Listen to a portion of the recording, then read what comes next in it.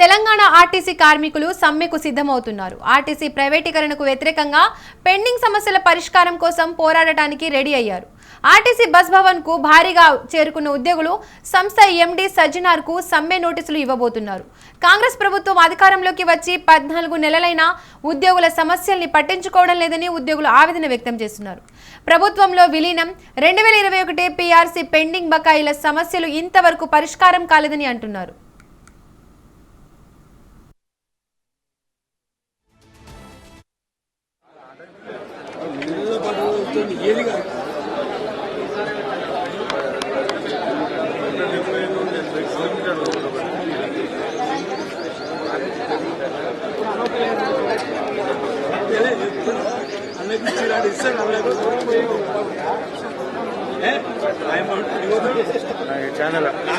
స్వతంత్ర స్వతంత్ర sir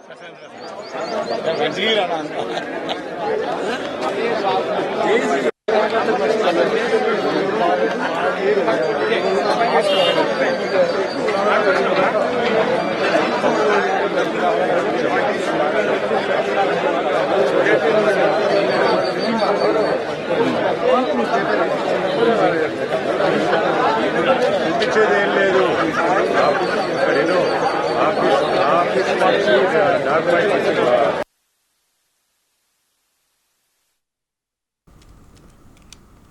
Telangana RTC కార్మికులు సమ్మెకు సిద్ధమవుతున్నారు. ఆర్టీసీ ప్రైవేటీకరణకు వ్యతిరేకంగా పెండింగ్ సమస్యల పరిష్కారం కోసం పోరాటానికి రెడీ అయ్యారు. ఆర్టీసీ బస్ భవన్ కు భారీగా చేరుకున్న ఉద్యోగులు సంస్థ ఎండీ సజ్జనార్ కు సమ్మె నోటీసులు ఇవ్వబోతున్నారు. కాంగ్రెస్ ప్రభుత్వం అధికారంలోకి వచ్చి 14 నెలలైనా ఉద్యోగుల సమస్యల్ని పట్టించుకోవడం లేదని ఉద్యోగులు ఆవేదన వ్యక్తం చేస్తున్నారు. ప్రభుత్వంలో విలీనం 2021 పీఆర్సీ పెండింగ్ బకాయిల సమస్యలు ఇంతవరకు పరిష్కారం కాలేదని అంటున్నారు.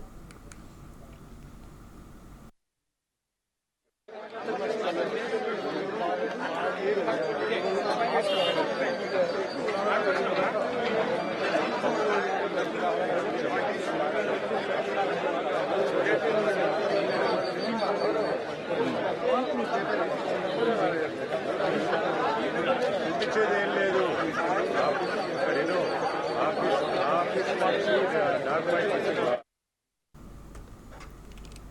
తెలంగాణ ఆర్టీసీ కార్మికులు సమ్మెకు సిద్ధమవుతున్నారు. ఆర్టీసీ ప్రైవేటీకరణకు వ్యతిరేకంగా పెండింగ్ సమస్యల పరిష్కారం కోసం పోరాటానికి రెడీ అయ్యారు.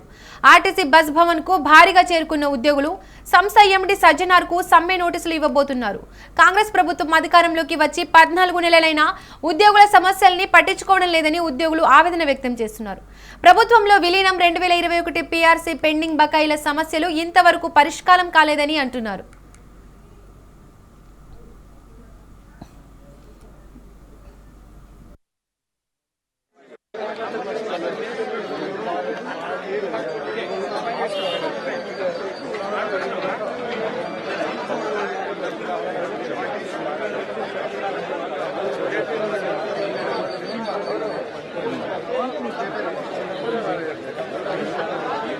చూపించేదేం లేదు.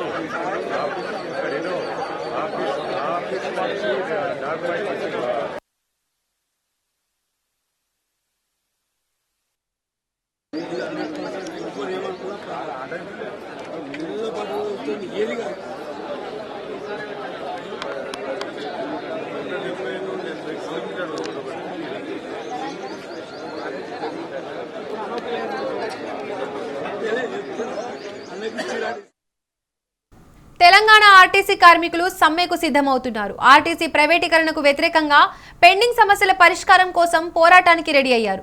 ఆర్టీసీ బస్ భవన్ కు భారీగా చేరుకున్న ఉద్యోగులు సంస్థ ఎండీ సజ్జనార్ కు సమ్మె నోటీసులు ఇవ్వబోతున్నారు. కాంగ్రెస్ ప్రభుత్వం అధికారంలోకి వచ్చి 14 నెలలైనా ఉద్యోగుల సమస్యల్ని పట్టించుకోవడం లేదని ఉద్యోగులు ఆవేదన వ్యక్తం చేస్తున్నారు. ప్రభుత్వంలో విలీనం 2021 పీఆర్సీ పెండింగ్ బకాయిల సమస్యలు ఇంతవరకు పరిష్కారం కాలేదని అంటున్నారు. ఇక ఇదే అంశానికి సంబంధించి మరింత సమాచారాన్ని మా ప్రతినిధి విశాల్ అందిస్తారు. Over to you Vishal. Right Deepika, Telangana RTC ఉద్యోగులు సమ్మె బాట పట్టేందుకు సిద్ధమవుతున్నారు. అందులోనే భాగంగా ఈరోజు తెలంగాణ ఆర్టీసీ భవన్కు పెద్ద ఎత్తున ఆర్టీసీ ఉద్యోగులు, కండక్టర్లు, డ్రైవర్లు, మెకానిక్లు ఇలా ఆర్టీసీకి సంబంధించిన ఉద్యోగులందరూ కూడా బస్ భవన్కు పెద్ద ఎత్తున చేరుకున్నారు. వివిధ జిల్లాల నుంచి కూడా ఆర్టీసీ బస్ భవన్కు ఉద్యోగులు తరలి వచ్చారు. ముఖ్యంగా ప్రభుత్వంలో ఆర్టీసీ విలీనం, అదేవిధంగా 2021 పీఆర్సీ పెండింగ్ బకాయిలు, ఇలా అదేవిధంగా ఆర్టీసీ ప్రైవేటీకరణకు వ్యతిరేకంగా ఇలా ప్రధాన సమస్యలన్నింటినీ కూడా పరిష్కరించాలంటూ ఆర్టీసీ ఉద్యోగులు ఈరోజు బస్ భవన్లో ఆర్టీసీ ఉన్నతాధికారులకు సమ్మె నోటీసు ఇవ్వనున్నారు. కొద్దిసేపటి క్రితమే ఆర్టీసీ ఉద్యోగ సంఘాల జేఏసీ నాయకులు ఆర్టీసీ బస్ భవన్ లోపలికి వెళ్లి నోటీస్ ఇవ్వడానికి లోపలికి వెళ్లారు. ఇక మనం 2019లో అప్పట్లో మొదటిసారిగా ఆర్టీసీలో సమ్మె సైరన్ మోగింది. ఇక మళ్ళీ తర్వాత 5 ఏళ్ల గ్యాప్ తర్వాత మళ్ళీ ఈరోజు మళ్ళీ ఆర్టీసీ సమ్మె బాట పట్టేందుకు సిద్ధమవుతుంది. అయితే ఆర్టీసీ సమ్మె నోటీస్ ఇచ్చిన తర్వాత అటు ప్రభుత్వం నుంచి ఏదైనా సానుకూల స్పందన వచ్చి ఒకవేళ సమస్యల పరిష్కారానికి కనుక ప్రభుత్వం ముందు వస్తే ఆ సమ్మెను విరమించుకునేందుకు కూడా ఆర్టీసీ ఉద్యోగులు సిద్ధంగానే ఉన్నారు. ప్రస్తుతం మనం విజువల్స్లో కూడా చూసుకోవచ్చు. బస్ భవన్కు వివిధ జిల్లాల నుంచి ఆర్టీసీ ఉద్యోగులు తరలి వచ్చారు. కొద్దిసేపటి క్రితమే ఆర్టీసీ జేఏసీ నాయకులందరూ కూడా లోపలికి వెళ్లారు నోటీస్ ఇచ్చేందుకు. ప్రస్తుతం ఇక్కడ బస్ భవన్ దగ్గర వివిధ డిపోల నుంచి వచ్చిన అందరూ పెద్ద ఎత్తున అటు డ్రైవర్లు, కండక్టర్లు, సిబ్బంది అందరూ కూడా వచ్చారు. ప్రస్తుతం మనతో పాటు సార్ లోపలికి వెళ్లారు. అంటే ఎవరికి ఇవ్వబోతున్న నోటీసు ఏంటి, ప్రధాన డిమాండ్లు ఏంటి? ప్రధాన డిమాండ్లు వచ్చేసి మనకు 2021 పీఆర్సీ గతంలో రావాల్సిన ఒక పీఆర్సీ రావాలి. కాంగ్రెస్ గవర్నమెంట్ మేనిఫెస్టోలో ఏదైతే గతంలో ముఖ్యమంత్రి ముఖ్యమంత్రి రేవంత్ రెడ్డి గారు ఏదైతే మనకు హామీ ఇచ్చిండో అవన్నీ కూడా డిమాండ్ నెరవేర్చాలి. గవర్నమెంట్లో విలీనం చేయాలి. మరి 21 పీఆర్సీ ఇవ్వాలి. ఏదైతే హైదరాబాద్ లో గేట్ హైదరాబాద్ ఏవైతే ప్రైవేట్ బస్సులు వస్తున్నాయో దాని వల్ల సంస్థకు నష్టం తప్పితే కానీ లాభం లేదు. పర్యావరణ పరిరక్షణ కోసం ఎలక్ట్రిక్ బస్సులను తీసుకొస్తామంటుంది. దాన్ని ఇప్పుడు అదే సహకారం. ఇప్పుడు అన్ని పథకాలు ఇస్తున్నాము. మనము ఎకరకు 12,000 రూపాయలు ఇస్తున్నాము. తర్వాత ఇందిరమ్మ ఇండ్లు ఇస్తున్నాం. మరి ఆర్టీసీ కార్మికుడు ఏం చేసిండు? ఏ ఉద్యోగం దొరకకపోతే చివరి ఉద్యోగం ఆర్టీసీ కార్మికుంది. ఆ ఉద్యోగస్తుని కూడా ఏంటంటే అది ఓకే, మీరు ఏదైతే గ్యాస్ వల్ల దాని ప్రాబ్లం అవుతున్నది, డీజిల్ వల్ల ఉంటాం కదా, అది మనం సంస్థలు పెట్టుకుంటే రిక్రూట్మెంట్ పెరుగుతుంది. మీ గవర్నమెంట్కి ఏమవుతుందంటే కొంత ఎంప్లాయ్మెంట్ పెరిగినట్లు ఉంటుంది. సమస్య 4 కాలాల పాటు ఉంటుందని మేము డిమాండ్. దానివల్ల నష్టమవుతుంది. అదే మనం కేంద్రం ఇచ్చిన సబ్సిడీతో ఈ రాష్ట్రం కొనుక్కుంటే అందరికి ఉపాధి దొరుకుతుంది. సంస్థ 3 కాలాల పాటు ఉంటుందని మేము అంటున్నాం. మీద భారం పడుతుంది కదా, 100 కోట్లు పెట్టాల్సి వస్తుంది. ఇప్పుడు నష్టమవుతుంది. మీరు లెక్క చేయండి, పోయి అడగండి, డిపోలలో పోయి ఎండి గారిని అడగండి, సార్ కిలోమీటర్కి ఎంత ఇస్తున్నారు, మీరు కరెంట్ ఎంత ఇస్తున్నారు, యూనిట్కి ఎంత పడుతున్నది, డ్రైవర్ జీతం ఎంత అవుతుంది, ఒక బస్ ఎంబడి వచ్చేసి కిలోమీటర్ 60 రూపాయలు వస్తుంది. ఆ బస్ ఎంత డబ్బులు తీసుకొస్తే తీయండి, రికార్డు తీయండి, వాళ్ళు చెప్తారు. సమ్మె నోటీస్ కంటే ముందు ప్రభుత్వ అధికారులను కలిసారా, మంత్రిని కలిసారా? సమ్మె నోటీస్ కంటే మూడంగా దాదాపు 45 రోజుల ముందర ఇదే బస్ భవన్ ముందర ఒక పెద్ద ధర్నా ప్రోగ్రాం పెట్టి మన లేబర్ కమిషన్కి ఇచ్చి గవర్నమెంట్ కూడా ట్రాన్స్పోర్ట్ పొన్నం ప్రభాకర్ గారికి నోటీస్ ఇచ్చి ఎండి గారికి నోటీస్ ఇచ్చిన తర్వాత మీ మీడియా సాక్షిగా చూస్తున్నారు కదా, ఈ ఉద్యోగంలో ఉన్న దాదాపు 30 సంవత్సరాల కార్మికులము. మాకు ఎంత పగడిబంది ఉన్నదంటే గతంలో మన కేసీఆర్ ప్రగతి భవన్ మన ఉండే కదా, ఆ ముళ్ళ కంచెలు ఎట్లా వేసిండ్రో ఈ రోజు బస్ భవన్ ముందర కూడా అట్లా వేసిండ్రు. అంటే ఇప్పుడు ఏమైందంటే అడిగే గొంతు నొక్కాలే, ఎవరైతే అడుగుతారో వాళ్ళు నొక్కాలే. ఒక డిపోల సభకు ఏదైతే బర్కతూరు డిపో వెంకటయ్య ఉన్నాడు, సార్ మా డిపోలో ఒక లేడీ ఎర్నింగ్స్ రాలేని గతంలో అడిగితే అడిగినందుకు ఆమెను తీసుకుపోయి మేదపడిన డిపో ట్రాన్స్ఫర్, అంటే ఎవరు అడుగుతారో ఏం చేస్తారో అని ఖచ్చితంగా సస్పెండ్ అన్న చేయాలి, దొంగ కేసులు ఇరికేయాలి, వాళ్ళ ఇంటికి పంపేయాలి. అంతే తప్పితే కానీ కార్మికుడు ఏంటంటే తలెత్తుకొని తెలంగాణ కష్టపడి తీసుకున్న తెలంగాణలో కార్మికుడు తలెత్తుకొని ఉద్యోగం చేయాలి తప్పితే కానీ బాధను ఉద్యోగం చేయాలి మా కోరిక. సమ్మె నోటీస్ కి ఒకవేళ ప్రభుత్వం నుంచి సానుకూల స్పందన వస్తే ఎట్లా సమ్మెకి వెళ్తారా, విరమించుకుంటారా? గవర్నమెంట్ దానికి ఒక టైం ఉంటుంది.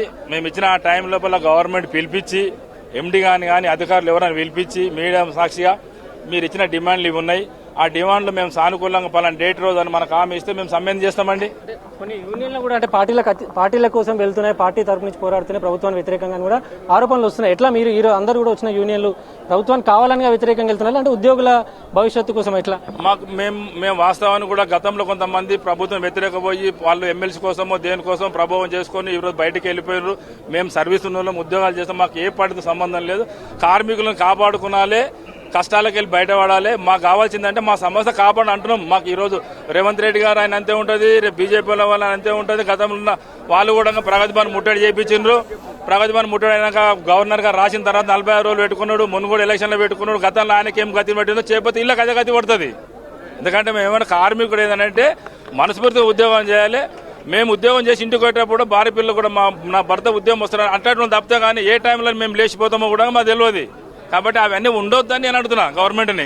ఆర్థికంగా ఈరోజు ఏదైతే యూనియన్లు ఇస్తే ఆర్థికంగా గవర్నమెంట్కి ఏం ఎఫెక్ట్ పడది. అంటే సమస్యలు అడిగేవాడు ఉండాలి. అంబేద్కర్ రాజ్యాంగం రాసిండు. ఎందుకు రాసిండు? ఏ కేటగిరీ ఏం చేయాలి, ఏ కేటగిరీ ఓట్లు వేయాలి, పార్లమెంట్కి ఎవరు, ఎమ్మెల్సీ ఎవరు, ఎమ్మెల్యే ఎవరు, అది కావాలని మనం అడుగుతున్నాం. మేము నోటీస్ ఇచ్చినాము. దానికి 40 రోజులు టైం ఉంటుంది. మేమందరం కలిసి కూర్చుంటాము, మళ్ళీ ఒకసారి అడుగుతాము, మళ్ళీ ఒక 40 రోజులు 50 రోజులు మీ ముందు ఉంటాయి. దాని తర్వాత ఒక డేట్ ఇస్తాము. ఆ డేట్ ఖచ్చితంగా సమస్య దేవుని దేవాలన్నా బస్బాన్ సాక్షి ప్రాబ్లం సాల్వ్ అయితే ఓకే, కాకపోతే సమయం ఇద్దాం. ఆర్టీసీకి ప్రధాన భరోసా ఇచ్చేది అంటే ప్రధాన ఆర్థికంగా నిలబెట్టేది ప్రజలే. ప్రతిరోజు 55 లక్షల మందిగా ప్రయాణిస్తున్నారు. మీరు సమ్మెకి వెళ్తే వారందరికి ఇబ్బంది కదా. ఇప్పుడు అసలు అయితే సమస్య నిలబడాలంటే పబ్లిక్ సహకరించాలి మాకు. ఇప్పుడు సమ్మె కోసం మేము సమ్మె కోసం కోరుకోవట్లే, మీరు కోరుకోవద్దు, వాళ్ళు కూడా కోరుకోవద్దు. వాళ్ళు కూడా మేము ఏమంటామంటే సమస్య బతకాలి. ఇప్పుడు ఏదైతే మహిళా మహాలక్ష్మి టికెట్ల పైన మనకు రావాల్సిన 1000 కోట్లు ఉన్నాయి. మీరు ఆలోచన చేయండి. ఏం పని చేయకుండా కూడా ఊర్లో అన్ని హామీలు ఇస్తున్నారు. మేము 12 గంటలు పని చేస్తున్నాం. మనం బచ్చాంచా వాస్తవం మీది ఉంది, గవర్నమెంట్ ఉంది కదా. ఏడొస్తున్నాయి? తీయండి రికార్డు, బతుమల రికార్డు తీయండి. 1000 కోట్లకు దాదాపు పైన ఉన్నాయి. సమ్మె నోటీస్ ఇవ్వడానికి తమ జేఏసీ నాయకులు లోపలికి వెళ్లారు. ఒకవేళ సమ్మెకు ప్రభుత్వం సానుకూలంగా స్పందిస్తే తాము సమ్మెకు ముందు కదలమని, అదేవిధంగా ఒకవేళ సమ్మె నోటీస్ కనుక ప్రభుత్వం పట్టించుకోకుండా నిర్లక్ష్యం చేస్తే దశల వారీగా వివిధ రకాలుగా నిరసనలు ప్రభుత్వం తెలుపుతామని, ఆ చివరిగా ఒకవేళ 46 రోజుల లోపల ప్రభుత్వం నుంచి ఎటువంటి సానుకూల స్పందన రాకపోతే చివరి మార్గంగా మేము సమ్మెకు వెళ్తామని కూడా ఆర్టీసీ ఉద్యోగ జేఏసీ నాయకులు చెప్తున్నారు. ప్రస్తుతానికైతే ఆర్టీసీ ఉద్యోగ జేఏసీ నాయకులు కొంతమంది లోపలికి వెళ్లారు నోటీస్ ఇవ్వడానికి. లోపలికి వెళ్లి బయటకు వచ్చిన తర్వాత మళ్ళీ మీడియాతోటి మాట్లాడతారు. ప్రస్తుతానికైతే బస్ భవన్ దగ్గర అటు కండక్టర్లు, అదేవిధంగా డ్రైవర్లు, మెకానిక్లు, ఇతర ఆర్టీసీ సిబ్బంది అందరూ కూడా పెద్ద ఎత్తున బస్ భవన్కి రావడంతో కొంత ఇక్కడ అంటే గతంలో సమ్మె ఆందోళన ఎట్లా చేస్తారో అలాంటి వాతావరణం ప్రస్తుతం బస్ భవన్ దగ్గర కనిపిస్తుంది. Deepika, thank you Vishal.